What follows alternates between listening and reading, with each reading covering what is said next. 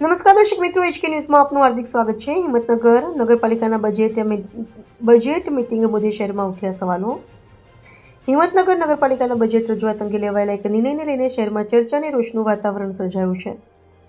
નગરપાલિકામાં એસી સુવિધાવાળો પોતાનો હોલ ઉપલબ્ધ હોવા છતાં આ વખતે બજેટ મિટિંગ શહેરથી અંદાજે 35 કિલોમીટર દૂર આવેલા એક ખાનગી હાઈ પ્રોફાઇલ રિસોર્ટમાં યોજવાનો નિર્ણય લેવામાં આવ્યો હોવાનું જાણવા મળે છે।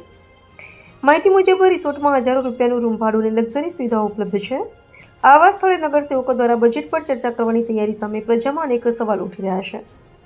સામાન્ય રીતે નગરપાલિકાના હોલમાં યોજાતી બજેટ બેઠક આ વખતે શહેર બહાર યોજાતા ટેક્સ ભરનાર નાગરિકોમાં અસંતોષ જોવા મળી રહ્યો છે।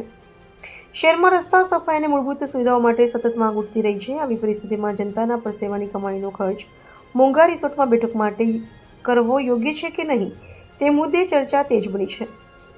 નાગરિકો પૂછે છે કે આ ડેસ્ટિનેશન બજેટ વિકાસ માટે છે કે પછી સત્તાધીશો માટે એક પ્રકારની પિકનિક। પ્રજાનું માનવું છે કે સરકારશ્રી દ્વારા ફાળવાતા તેમજ નગરપાલિકાના સવા ભંડોળમાંથી મળતા નાણાંનો ઉપયોગ પારદર્શક અને જવાબદારીપૂર્વક થવો જોઈએ। શહેરમાં જ ઉપલબ્ધ હોલ હોવા છતાં દૂર સ્થળે બેઠક યોજવાના નિર્ણય પાછળનું તર્ક સ્પષ્ટ કરવું જરૂરી છે, જેથી ટેક્સ વેરા ભરતી પ્રજાને યોગ્ય માહિતી મળી રહે।